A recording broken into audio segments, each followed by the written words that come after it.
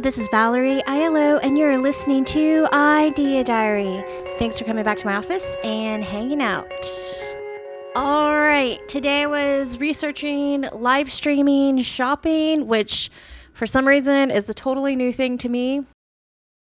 I mean, I guess I remember when 2020 happened and all the stores had to shut down. I remember there was a story about a shop that closed their store, but they decided to do live streaming on Facebook to show their products inside their shut down store to sell things and then ship to whoever bought it using Facebook Live. But I really wasn't thinking about that as like live streaming shopping as what it actually is, apparently.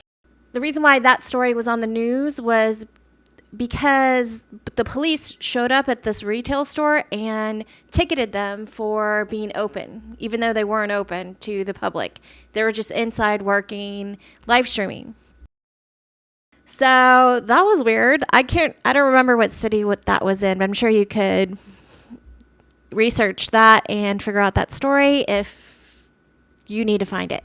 So the first time I saw someone really selling on live stream was on Instagram. I thought Instagram's days were a little bit numbered just because I saw normal people not really using it, and it just seemed to be that Instagram was just going to be a bunch of people selling stuff to a bunch of people selling stuff. But apparently they are doubling down on the Instagram Reels thing, and they're lightening up the gatekeeper thing that they do, and they're letting people become more discovered, or letting people become more easily discovered because kind of what Facebook did to people using Facebook business pages and band pages is they wanted you to pay for the reach. They didn't want you just to get the organic reach that you build up, which to me made Facebook not really great. And I've kind of given up on Facebook. There's like a 1% chance that Facebook could be valuable in the future if they turn it around. I don't know what is so weird about Facebook. I recently did see Jamie French, a YouTuber, talk about how she hired a company to repost her YouTube videos onto Facebook and kind of repackage the videos, old videos and the current videos, kind of releasing everything onto Facebook, and she was actually making more money than she was on YouTube.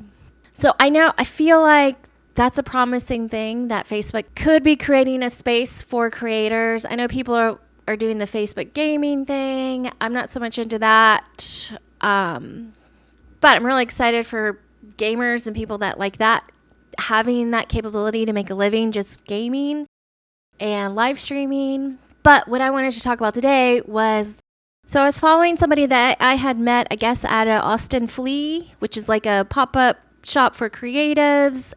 And it's kind of like a flea market with independent sellers. And I guess I had followed her on Instagram. So she was doing a live stream and she was selling her products, and her set looked really cute and she had all her product behind her, and she was talking to the Instagram Live, but she really wasn't selling through Instagram Live. She was actually doing the live selling through another platform, which I believe, I can't remember exactly if it was PopShopLIVE or not, but possibly that. I was just intrigued. I was like, what is this PopShopLIVE? So then I went and I looked up that. Then I started going down the rabbit hole of these live streaming shopping platforms, which I found a couple, and they all seem really put together well and just really cool. So one was called TalkShopLIVE, PopShopLIVE, Pococha, and I thought, this is a thing. Like, immediately fireworks are going off in my head, and I just immediately saw the power. Like I said the other day, Professor Nez, who I follow on YouTube or LinkedIn, he had a show about Amazon Live, interviewing this one talk show. What is their show? He was interviewing these people that have a show called Dealcaster Live, that is a live streaming show, like a talk show on Amazon Live, which another thing that was like blowing me away. I was like, what? There are people just live streaming on Amazon as on their platform, And I guess with the affiliate program, so if someone says, oh, I like this microphone, and they put a link in their YouTube video or they put a link on one of their platforms, they would then go to Amazon and somebody might buy the mic and then they would get a cut of the sale. So now Amazon is just cutting out the middleman and just I guess saying, hey, have your live streaming show here, sell from here. When I watch the Dealcaster live show, I guess they have the show that's maybe like an hour, and then they segment out the part that each video is talking about each product that they are trying to explain, that they use or don't use or know about. Whatever it is, they had authors on where they're talking about a specific book, then linking that book and making a video to help sell that person's book, and then they get a cut. I mean, the possibilities are crazy, fun, and endless. I'm telling you, go on Amazon right now and try to see if you can find some people live streaming shows and products. I mean, I recommend going to the Dealcasters live page, and then I think if you watch one video, there's an easy swipe to see who's currently live, just as a fast way to get there. I actually haven't looked at a way, if you're just on Amazon, if there's like a live video feature or what. It's happening. There are people live right now just talking about products that they know about. So I guess while I was researching, I was trying to watch different videos. There's surprisingly not a lot of people doing tutorials for these live shopping apps, which I was like, that's weird. Which kind of makes me think that information, people have gone to different platforms to teach and just have videos on. That's just a hunch, but it was kind of weird to me that it wasn't just like completely flooded with how to use this company and how to use that company and how to sell on this company and on and on and on. But I did find a few videos, and so I guess Facebook has rolled out Facebook Live shopping as a thing. So I guess it wouldn't just be Facebook streaming. There must be some sort of live shopping specific aspect to it. So I haven't gotten into looking into that. The one thing that I did watch an interview with the CEO founder of PopShopLIVE, Danielle Li, L-I. Her last name is spelled L-I. And she was talking, a little bit how the history of starting PopShopLIVE and what they had to do as a startup. And she said 3 things that I thought were like, okay, I see where this might be going. She just said the next 10 years are going to be 100% about live stream shopping when it comes to retail. And I guess that's probably true. The big players can kind of define the how people are doing it, and then maybe the little guys can kind of come up with creative, unique ways to curate to different products, different genres of things, different styles. And the other thing she said was she found a lot of stores from the shutdowns that were normal retail stores with commercial storefronts that decided to try live stream shopping, and within 2 months they decided never to reopen again. They were just going to do live stream shopping and basically use the retail space as a warehouse and a showroom studio that was basically like their little TV studio to make videos. And that kind of goes into my theory that every business now is a media company. You have to have a show, whatever it is. It doesn't have to be audio visual. It can just be audio, or it could even just be actual writing. There's got to be something. Selling the thing that you sell might come second, maybe not second, but just like a head-to-head of importance. How are you using the internet to consistently connect with your customer? And I know it sounds really weird, but I really do think that if somebody tells you about their dentist, if somebody wants a recommendation and they're like, do you have a good dentist? Then the question's kind of going to be, does your dentist have a YouTube channel?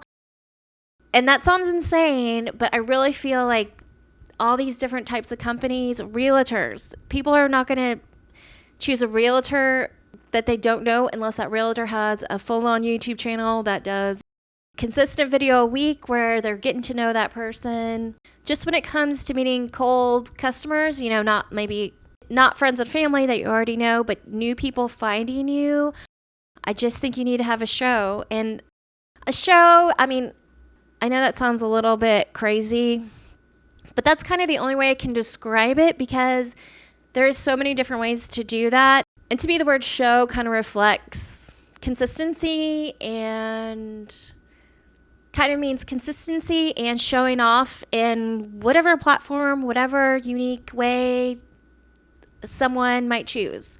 And there are people with shows that just are entertaining and funny, and they're not necessarily selling anything. And there's people that have businesses that would never think in a million years they would need a show.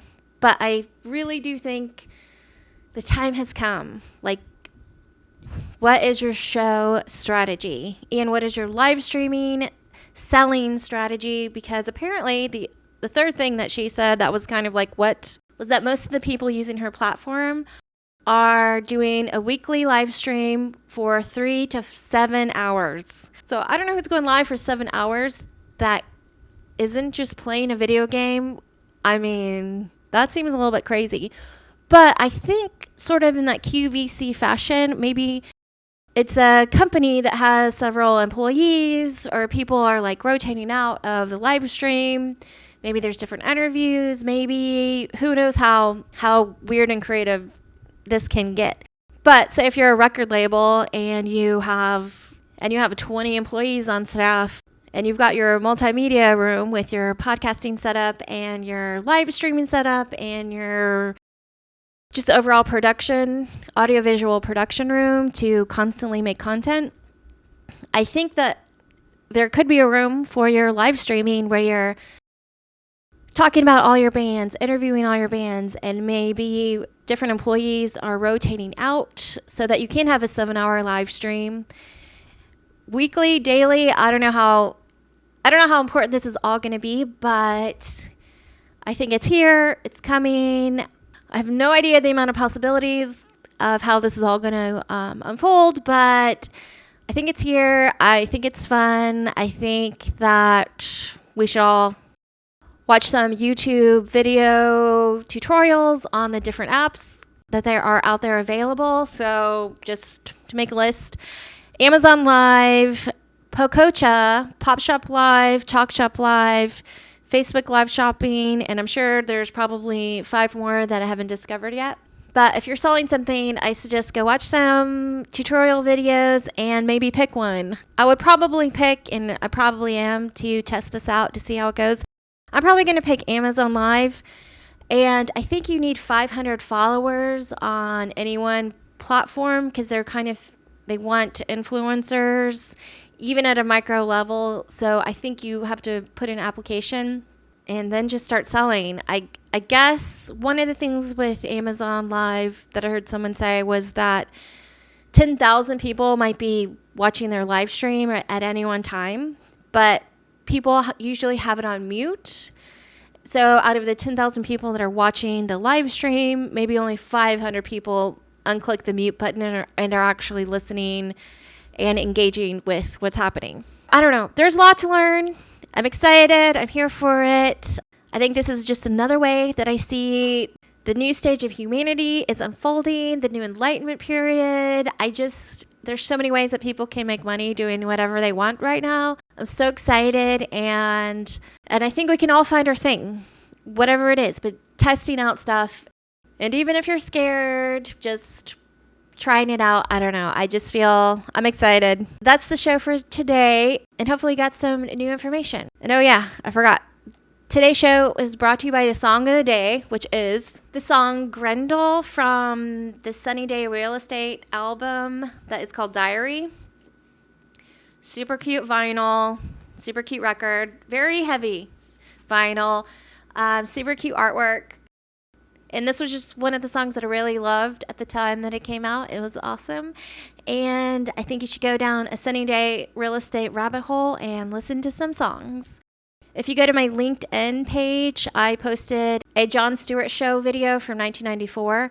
and he had Sunny Day Real Estate on his show. I'm thinking that my daily music research, I'm going to be posting something that I learn, some sort of video that I watch, because I spend about 10 to 30 minutes trying to learn something new from my records.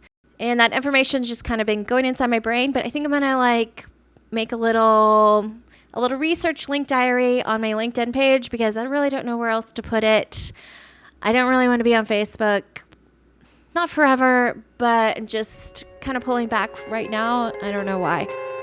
Anyways, that's today's show, and thanks for hanging out with me. Bye.